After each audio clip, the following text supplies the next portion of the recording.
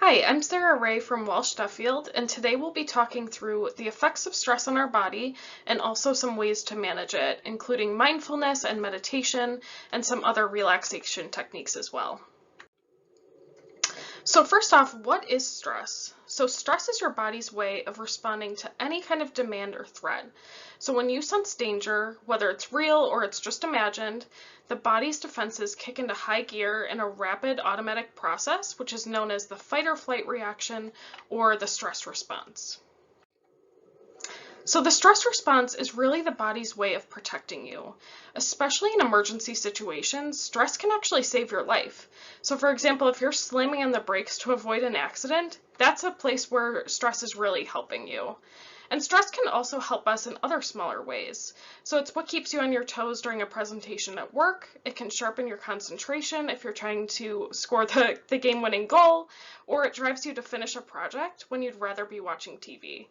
But beyond a certain point, stress stops being helpful and starts causing major damage to many aspects of our health, like our mood, productivity, our relationships, and even our quality of life. So first, let's talk about chronic stress. And I think it's really important to note that your nervous system is not very good at distinguishing between emotional and physical threats. So if you're super stressed over an argument with a significant other, or a work deadline, or a mountain of bills that you might have, your body can react just as strongly as if you're facing a true life or death situation. And the more that fight or flight response or that emergency stress system is activated, the easier it becomes to trigger that system, and then the harder it becomes to turn it off. So if you tend to get stressed out frequently, as many of us do in today's demanding world, your body might actually be in a heightened state of stress most of the time. And that's really what can lead to some of those serious health problems. So as you can see here on this graphic, stress can affect all aspects of your life, including your emotions, your behaviors, thinking ability, and your physical health. And unfortunately, no part of the body is immune. But because people handle stress differently, the symptoms of stress can vary from person to person. It's also important to note that sometimes these symptoms can often be the same as those caused by other medical conditions, so it's always important to discuss this with your doctor.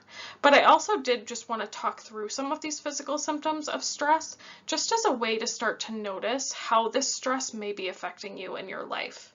So starting from the head down, stress can impact your memory and your mood, and it can also cause you to have trouble concentrating on tasks. It can also impact your cardiovascular system. It can cause a rapid heartbeat, which increases your blood pressure and leads to other heart problems as well. And it can also negatively impact the gastrointestinal and reproductive systems also. And chronic stress can also cause our muscles to tighten, which causes a lot of inflammation in our body. And this is what leads to a lot of those aches and pains that we might experience. And another thing to note is that chronic stress can actually decrease our immune function. So this might mean that you might get sick more often, or it might make it more difficult to recover from illness as well. So I know we talked through some of those physical symptoms of stress that we might experience, but it's also just as important to recognize the emotional symptoms. And the most dangerous thing about stress is how easily it can just creep up on you, and you almost start to get used to it, and it feels familiar or even normal in your life. And you might not even notice how much it's affecting you, even if it's really taking a heavy toll. So that's why it's so important to be aware of some of the warning signs and the symptoms of stress overload. So again, we talked through some of those physical symptoms, but I think it's also important to really understand how this is impacting us on the emotional side as well. So some of these symptoms that you might find are things like, again, depression, anxiety, even just general unhappiness or agitation, moodiness, irritability, anger. All of these things can really lead from that chronic stress. Even just feelings of being overwhelmed or lonely, isolated, a variety of other mental health or emotional challenges can arise from this. So now that we've talked about what chronic stress is and how it affects our body, next we'll be talking about some ways that we can combat some of that stress that we might be dealing with. And first up is mindfulness. And I know that this has kind of become a buzzword lately, but really, what is mindfulness? Well, it's defined as the practice of purposely focusing your attention on the present moment and accepting it without judgment. So mindfulness is now actually being examined scientifically, and it's been found to be a key element in reducing stress and creating overall happiness. So it's also important to note that mindfulness can improve overall well-being. And I thought it was really important to kind of break this out into different categories because it's so incredible how mindfulness can really impact each of these different areas of our life. So being mindful actually makes it easier to savor the pleasures in life just as they occur, and it helps you become more fully engaged with everyday activities, which also creates a greater capacity to deal with adverse events that we all deal with. So by focusing on the here and now, many people who practice mindfulness actually find that they are less likely just to get caught up in worries about the future or regrets they might have about the past, and they're less preoccupied with concerns about, am I successful, or their self-esteem, and they're just better able to form deep connections with others, which is so incredible. And mindfulness can also improve our physical health in many ways as well. So again, scientists have discovered that mindfulness techniques can help improve physical health in a number of ways. Everything from relieving stress, lowering blood pressure, which again can lead to some of those heart problems. It can also reduce chronic pain and improve our sleep, which we all want, as well as alleviate even gastrointestinal difficulties. So many of these conditions are all related. For example, you may have heard of the brain-gut connection, where challenges that you might be facing mentally, whether it's chronic stress or anxiety, that can actually alter your gut function and cause some of those gastrointestinal issues, and vice versa as well. And this also leads into how mindfulness can help improve our mental health. So in recent years, psychotherapists have actually turned to mindfulness and meditation techniques as an important element in the treatment of a number of mental health challenges, everything from depression and anxiety to substance abuse, even couples conflicts or eating disorders, and obsessive compulsive disorder as well. So again, it's so important to note how mindfulness can really benefit us in all different areas of our life. So next we're going to go through the 5-4-3-2-1 grounding exercise, which is really meant to take you through all of your 5 senses and help remind you of the present moment. So first, let's start with a deep belly breath to begin. And then next, let's take a look around and notice 5 things that you can see. It could be your computer, your dog, something outside the window, anything else that you see. Next, turn your attention to 4 things that you can touch. So it could be your sweater or the desk, anything that you can touch. Just focus on those 4 things.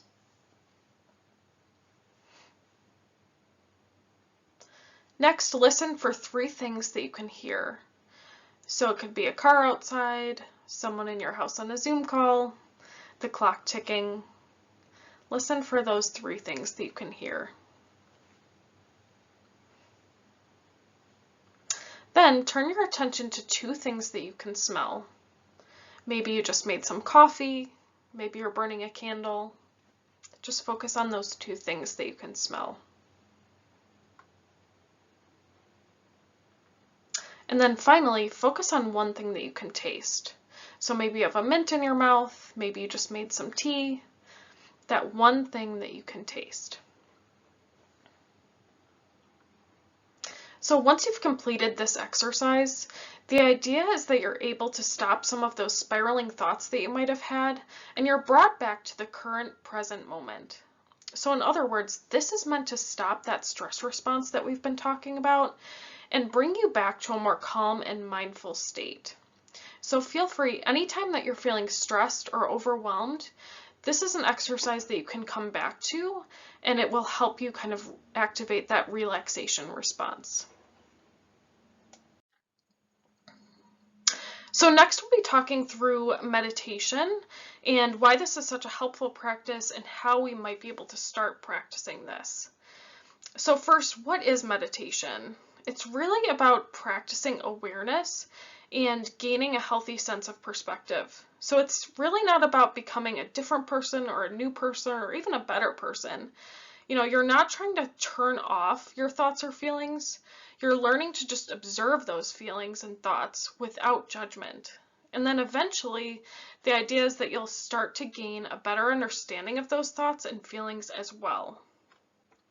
So how can we start to do this?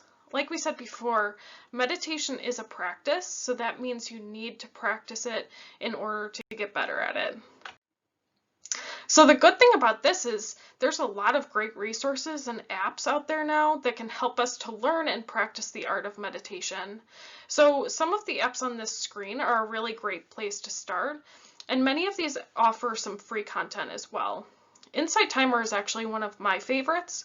They offer thousands of meditations on their app on everything from managing stress to improving sleep, even mindfulness at work, and boosting our self-esteem as well. And the other apps also have similar topics, and they're continually adding more and more content to these apps, so it's definitely worth giving them a shot.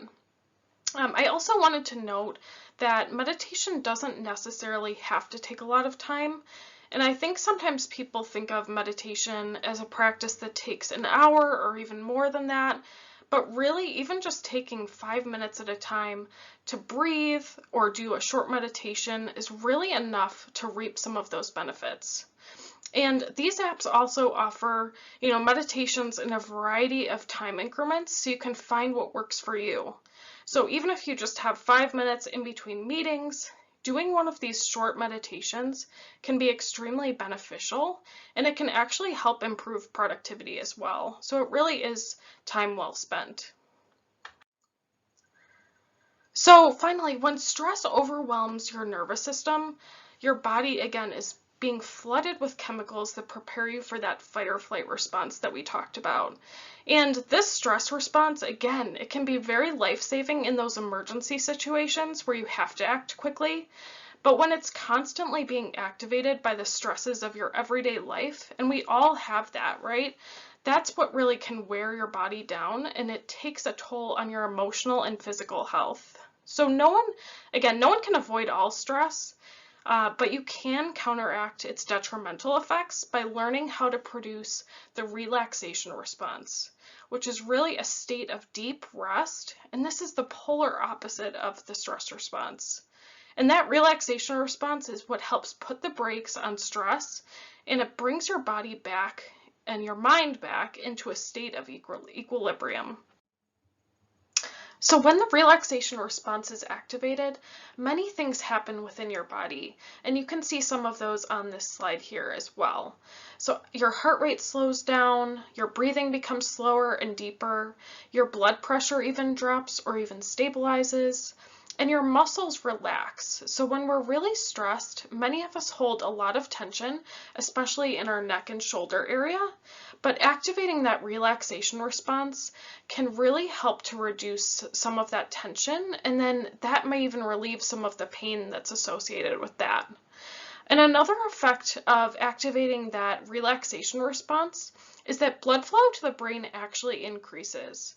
So in addition to some of these calming physical effects that we talked about, the relaxation response can also actually increase our energy and our focus, and can help boost our immune system, and even heightens our problem-solving abilities, which can boost our motivation and our productivity.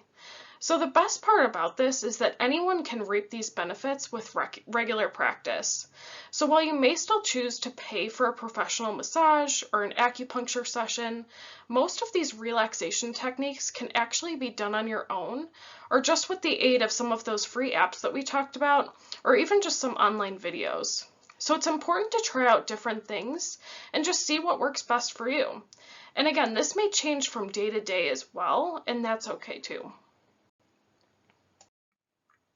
So an important thing to remember is that simply lying on the couch or reading or even watching TV, while sometimes this might be relaxing, unfortunately it's not enough to produce the physical and psychological benefits of the relaxation response.